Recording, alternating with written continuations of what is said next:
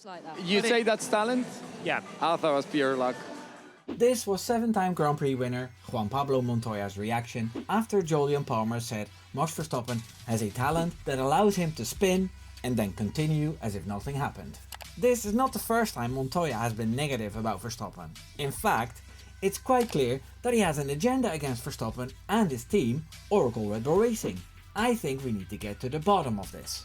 Let's discuss the Miami GP weekend, the spin, the skill and Montoya's possible reason to hate Verstappen and Red Bull. I'm Wimbo. Here's 3 seconds to leave a like. All teams brought a load of upgrades to the Miami Grand Prix after 5 weeks of no racing. Red Bull Racing, which hadn't been very competitive in the 3 races before the race in the US, was hopeful after shedding 6 kilos of weight of the 12 kilos that the car was too heavy. Verstappen set the 2nd quickest time in the longer free practice session and set the 5th fastest time for the sprint on Saturday. Verstappen was pretty positive about the upgrades, and after he finished the sprint in P5, he was looking forward to qualifying for the main race. The sprint was a 1-2 for McLaren, who had a really good package. So the result was Norris, Piastri, Leclerc, Russell and Max. Ferrari brought a package and a half, but were a little underwhelming, especially car number 44. Then something amazing happened. Well, 2 amazing things really. Kimi Antonelli put his W17 on pole position. That's 3 times in a row for the young Italian, which is a new record I believe. The other unexpected amazing thing was Max Verstappen on the front row in P2. I couldn't believe it. Suddenly the season is looking much brighter. Well, the weather in Miami wasn't very bright. There was bad weather predicted, and in the US, if there is lightning, sports events need to be stopped for half an hour until it's cleared again. The organizers decided to bring back the starting time by 3 hours to make sure the storm would miss the event. This suited me just fine because I get up at 4 o'clock every Monday morning, so those evening races mess up my sleep. But now I was in bed at a reasonable time. Couldn't sleep though. Too much excitement left from the race. I had all these theories about how Max was going to get into the lead and win the race. Unfortunately, things went a little bit differently. Antonelli and Verstappen have had numerous bad starts this season where they dropped loads of places. This time they got away okay and Verstappen passed Antonelli, who was passed on the inside by the Ferrari of Charles Leclerc, who always has mega starts. And then in turn 2, Verstappen tried to hang on a little too hard, got a little bit sideways, realized he couldn't stop it and swung the car around in a 360 and continued. He lost 8 places, but it could have been a lot worse. Verstappen then had a lot of work ploughing through the field, pissing off Carlos Sainz, who said that Max thinks he can do whatever he wants because he's in the midfield. Verstappen always does what he wants, and the pass on the Spaniard was perfectly fine. Ahead at the apex, claimed the corner and stayed on track. No problemo.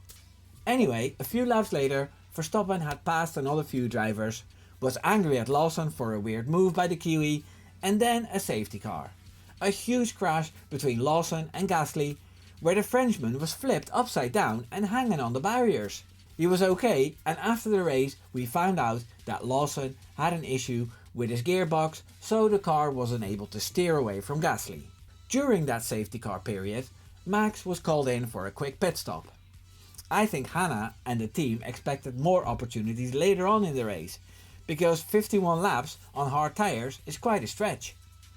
There was rain predicted and a lot of radios for drivers spoke about it.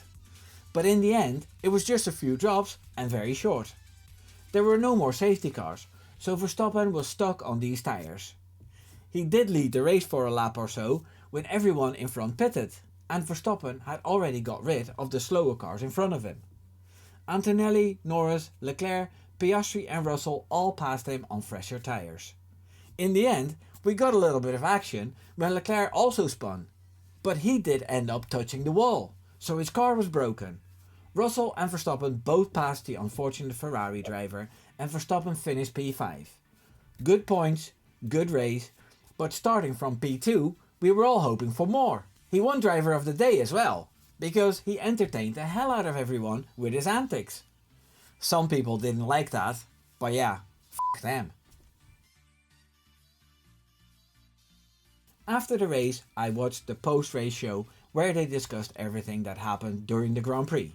One thing that annoyed me was that they ran the same advert about 4 times.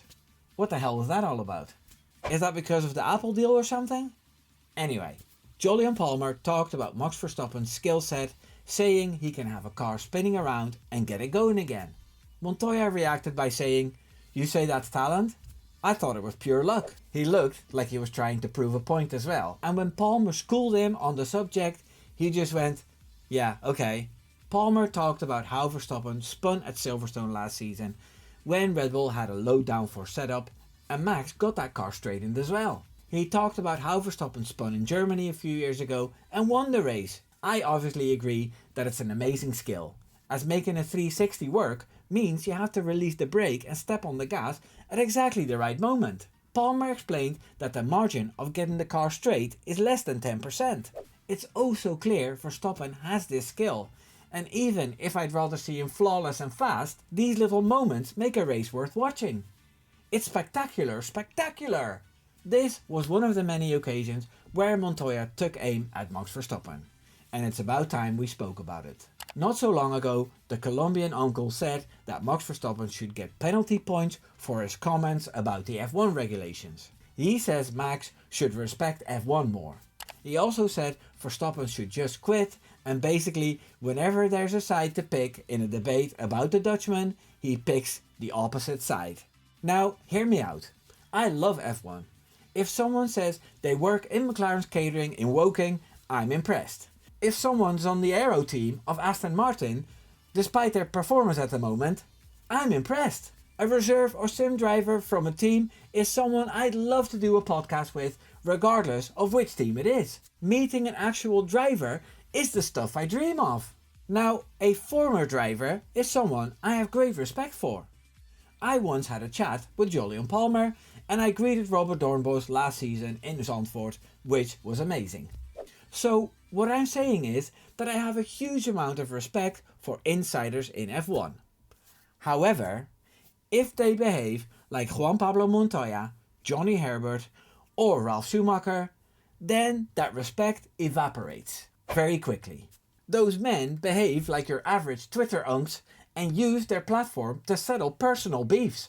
They get paid a fortune to do that as well. Sometimes I click on a juicy clickbait title on the internet, but as soon as I see Juan Pablo, Ralph or Johnny, I immediately click away. These guys have no credibility whatsoever in my book. Jensen Button, Karun Chandok and Jolyon Palmer are people I do trust.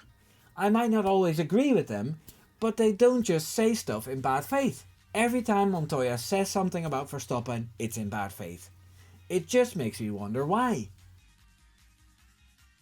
One of the theories I have is the crash Max Verstappen's father Jos Verstappen and Montoya had in 2001. When Jos was driving for the Arrows team, he was being lapped by race leader Juan Pablo Montoya in a Williams. Montoya made the pass coming down the back straight, but as the two cars braked for turn 4, the Arrows slammed into the back of the Williams, eliminating both drivers on the spot. Montoya was in his 3rd race, and this cost him a possible win. Montoya's reaction seemed fine after the race, but is it possible that he still holds a grudge after 25 years? Or maybe he just doesn't like the Verstappen's aggressive driving style. Montoya once said that Verstappen would rather crash than let a rival win, which is something that certain people in F1 fandom love repeating. It's just funny that Verstappen was overtaken by 5 drivers in Miami and he defended well, not making it easy, but without issues. It's also possible that Montoya has issues with the whole Red Bull team.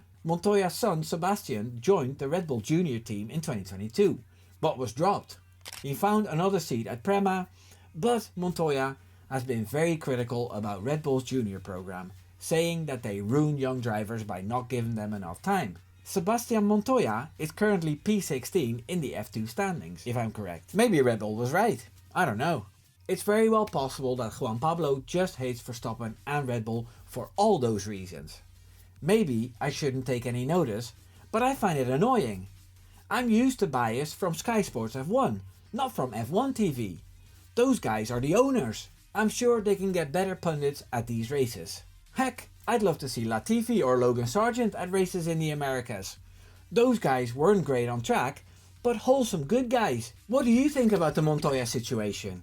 Who would you like to see as a pundit? Don't forget to like the video, and if you're not subscribed, please do. Take care now. Doei doei.